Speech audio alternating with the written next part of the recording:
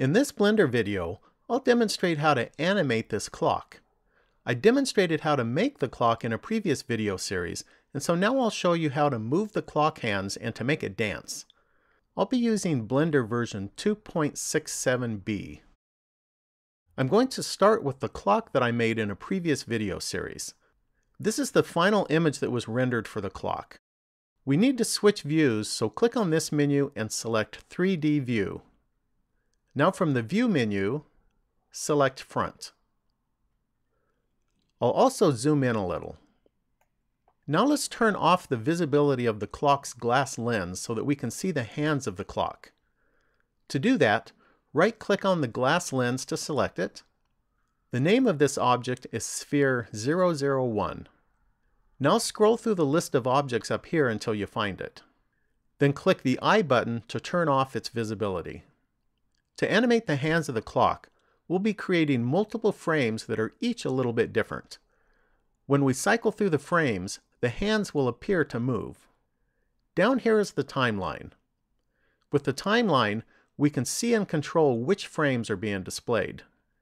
This green line is the time cursor, and it shows the current frame that we are on. If you click on the timeline, then the time cursor will go to the location that you click. If you hold down the left mouse button, then the time cursor will follow the mouse. This value here displays the current frame number. If you enter a value here, then the time cursor will move to that position. These values set the start and end frames for the animation. The animation is going to be 60 frames long, so I'll set this value to 60. Now click on the Render button if it's not already selected. If you look at the frame rate value, you will see that it's set to 24 frames per second. So our 60 frames will result in an animation that is 2.5 seconds long. We're going to create 60 frames, but fortunately we don't have to create them all manually.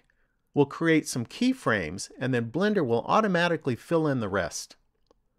So our first keyframe is going to be for the frame number 1, so enter a value of 1 here. You can see that the time cursor moved to frame 1. Now right-click on the minute hand to select it. To set a keyframe for this object, press the I key. We're going to be rotating the minute hand, so I'll select Rotation. If you were going to move an object to a new location or scale it, then you would select Location or Scaling. Use the Location Rotation selection if you are going to move the object and rotate it. This one is Locate and Scale. This one is Locate, Rotate, and Scale. This one is Rotate and Scale. I'm just going to select Rotation. If you move the time cursor now, you'll see a yellow line on frame 1. The yellow line means that you have a keyframe set for the selected object. The keyframe, however, is only set for the selected object. If I right-click on the hour hand to select it, you will no longer see the yellow line on frame 1. So now I'll select the minute hand again and set the next keyframe. This time, set the frame number to frame 10. Now come up to the clock and press the R key to rotate, and then type 120 followed by the Enter key. This will rotate the minute hand by 120 degrees. Then to set a keyframe, press the I key and select Rotation. We now have 2 keyframes. If you move the time cursor and watch the clock, you will see that Blender automatically filled in the frames between the 2 keyframes. Now let's set the frame number to 20. Then press the R key to rotate the minute hand again. Type 120 followed by the Enter key. Press the I key to set a keyframe and select Rotation. Then repeat this again. This time use frame 30. Rotate 120 degrees. Press the I key and select Rotation. Now we have a complete rotation of the minute hand. The next thing that I'm going to do is to make the minute hand go backwards. So set the frame to frame 40. Rotate the minute hand by minus 120 degrees. Then press I to set a keyframe. Now do this 2 more times. The next frame is 50. rotate minus 120 degrees, press the I key to set a keyframe. The last frame to set is frame 60. Rotate minus 120 degrees, then press the I key. Now to watch the animation, you can click on the play button. This will cycle through 60 frames and then repeat. Since the minute hand is in the same position for both frames 1 and 60, the movement will be smooth when the animation restarts at frame 1. To stop the animation, click on the pause button. Now let's animate the hour hand. For this we only need 3 keyframes. Start by setting the frame number to frame 1. Now right-click on the hour hand to select it, then press the I key and select rotation. Now set the frame number to frame 30. Now come up to the clock and press the R key to rotate and type 30 followed by the Enter key. Then press the I key to set a keyframe. The last frame that we're going to set is frame 60. Press the R key and type minus 30 followed by the Enter key. Then press the I key. Now when you click on the play button, both hands will move. Since we're finished animating the hands, I'm going to turn on the visibility of the clock's glass lens. So up here next to sphere 001, click on the I button. Next, rotate the view down a little so that you can see the plane that the clock is sitting on. Right-click on the plane to select it. Then grab the blue arrow and drag it down to get it out of the way. Now go to the View menu and select Front. Now we're going to add a lattice. This is what will allow us to change the overall shape of the clock.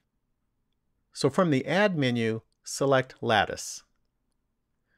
We can't see it because it's behind the clock, but it looks like a wireframe cube. So press the S key to scale it, and then drag the mouse until it's a little larger than the clock. If you rotate the view, you can see the cube shape. Make sure that it completely encloses the clock. Now select the front view again. We need to select the lattice and the clock, so press the B key. Position your cursor about here, press and hold the left mouse button, and drag a selection box around both the lattice and the clock, and then release the mouse button. Make sure that your selection box does not touch the camera object over here. Now press Ctrl P. This will allow us to group all of the objects together. We want the lattice to be the parent of the group, so select Lattice Deform. Now right-click on the lattice so that it's the only thing that's selected. I'm also going to rotate the view a little so that you can see the cube shape of the lattice. Now come over here and click on the Object Data button. These 3 values let you change the resolution of the lattice for each axis. Set this value to 3. Leave this value at 2 and increase this value to 3. Now we're going to add some shape keys. We'll be using these to set our keyframes a little later. Click the plus button to add a shape key. The first shape key will be called Basis. Now click the plus button 2 more times. These 2 shape keys are what we will use for the animation. So click on key 1 to select it. You can rename this if you'd like. I'm going to call this first one Twist. Now in order to use the lattice to modify the shape of the clock, we need to be in Edit mode. So come down here and select Edit mode. Now go to the View menu and select Front. If you press the A key, it will toggle between selecting all of the vertices and deselecting them. Press this key a couple of times to make sure that nothing is selected. Now press the B key and drag a selection box around the top and middle vertices. Next, press the R key to rotate. You can see that as I move my mouse to rotate the top half of the lattice, that the shape of the clock changes too. We want to restrict the rotation to the Z-axis, so press the Z key. Now when I move the mouse, the clock rotates on the Z-axis. I want to rotate this by 45 degrees, so now I'm going to type 45 followed by the Enter key. Now press the A key to deselect everything. Now let's select just the top vertices. So press the B key and drag the selection box around the top vertices. Then press the R key to rotate. Then press the Z key to restrict the rotation to the Z axis. Then type 90 followed by the Enter key. We're done with this shape key, so select the next one. I'm going to call this one Stretch. Now we're going to select the middle vertices. So press the B key and drag a selection box around these middle vertices. Then grab the red arrow and drag it to the left. If you look right here while you're dragging, then you can see how far you've gone. Now press the A key to deselect everything. Then press the B key and select the top vertices. Then press the R key to rotate and type -20 followed by the Enter key. Now press the A key to deselect everything. Then press the B key and select these vertices. Then drag the red arrow to the right. Then grab the blue arrow and drag it up. Now press the A key to deselect everything. Then press the B key and select these vertices in the middle. Then drag the red arrow to the left. We're done modifying the shape of the clock, so return to object mode.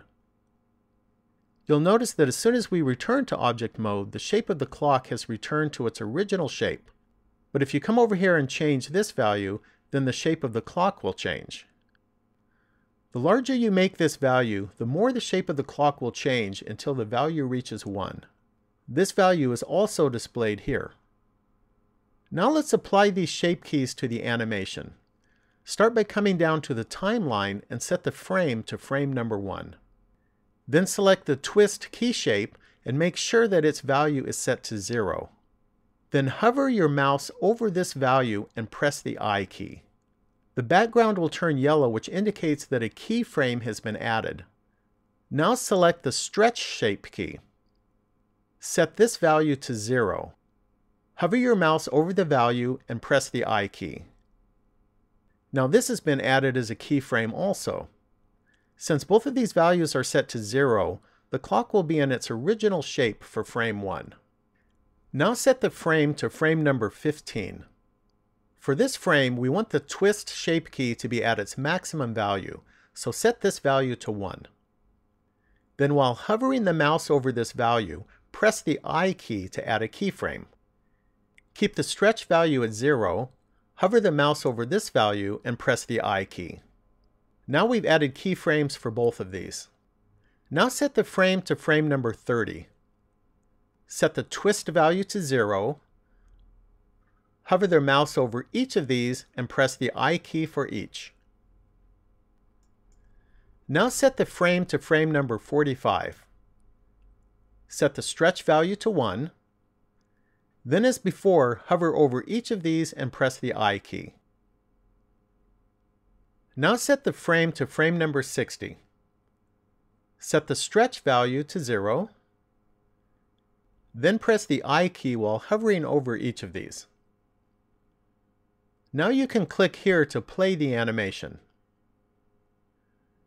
This moves pretty slow on my computer, so I'm only going to let this play clear through one time, just to make sure that everything looks okay.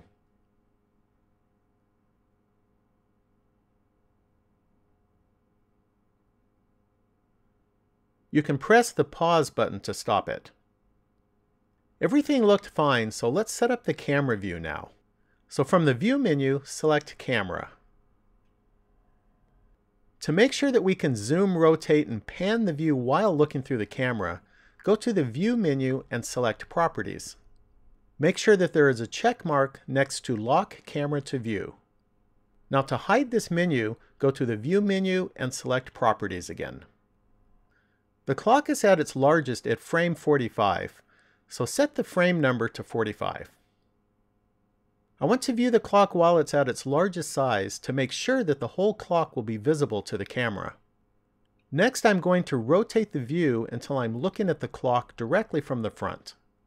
Now I'll scale and pan the view until the whole clock is visible. Earlier in the video, we moved this bottom plane down to get it out of the way. Now let's move it back into position. So right-click on it to select it, then grab the blue arrow and drag it into position. Now let's look at how to render the animation, so click here to open up the render panel. Next, let's set the number of render samples. So come over here to the sampling section. This is where we set the number of render samples. In the previous video that demonstrates how to make the clock, I set this value to 1000. On my computer, it took a little over 14 minutes to render the single image. Our animation has 60 frames, so we need to render 60 images. If we keep the render sample set to 1000, and each frame takes 14 minutes to render, then the complete animation will require 14 hours to render. So to speed up the render time, I'm going to reduce the number of samples to 300. This will give us reasonable quality and speed up the rendering process. Now come up to the output section. This is where you set the directory where your animation will be placed. On my computer, the contents of this default temp directory are deleted when Blender closes, so be sure to select a different directory. So click on this button to select a directory. I'm going to select a directory that I named Animation. When you're finished here, click on the Accept button. Next, click here to set the file format. You basically have two options. You can choose a movie format or an image format. If you choose a movie format, then you will end up with a single movie file. If you choose an image format, then the animation will be rendered as individual images. In our case, the animation has 60 frames, so we would end up with 60 images. Then after rendering the individual images, Blender's video sequence editor can be used to combine the images into a single movie file. If you have an animation that requires a very long time to render, then it's generally recommended that you render it as individual images first and then combine the images to a single movie file later. There are several reasons for this. For instance, if you're halfway through the rendering process and then the rendering process is interrupted for some reason, then you can restart the rendering from where you left off. You may also have a situation where after rendering an animation, you want to make changes to only some of the frames. If you render the animation as individual frames, then you can make your changes and then you only need to re-render the frames that have changed. Also, if you render as individual frames, then you can do post-processing on the images before combining them into the final movie format. If I'm doing an animation that will not take too long to render, then I will often render it directly to a movie file. For a longer animation, I like to render it as individual images and then combine them into a movie file later. If you do want to render your animation directly to a movie file, then select a movie format. Then come up here and click on the Animation button.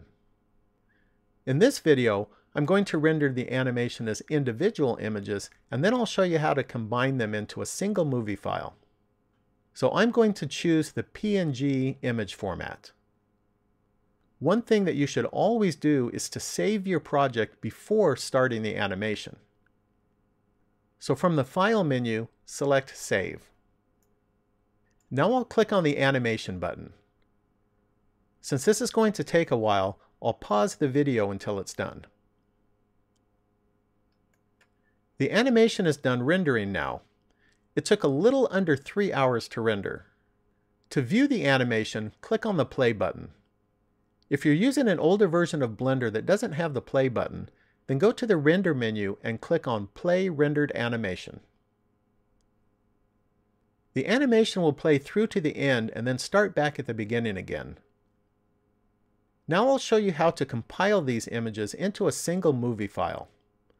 Start by clicking here and select Video Sequence Editor. Then click on the Add menu and select Image. Then navigate to the directory where you save the image files. Then press the A key to select all of the images. Then click on the Add Image Strip button. Then click on the View menu and select Properties. We want the animation to start at frame 1, so change the start frame value to 1. This purple bar represents the images. Now go to the Output section and click here to set a movie file format. There are multiple movie formats that you can choose from. I'm going to use OGG Theora. Now come down to the Post-Processing section. Make sure that there is a check mark next to Sequencer. Now press the Animation button. This will be fast because we are not rendering the animation again. Instead, the images are being compiled into a single movie file. Now if you open up Windows Explorer or something equivalent, you should be able to find your movie file. Here are the individual images, and here is the movie file. Now, assuming that you have a video player that will play the movie format that you specified, you can now play your new movie. I've set up this player to repeat the video in a loop so that it will keep playing. Well, that concludes this video. Thanks for watching, and please subscribe and leave a comment.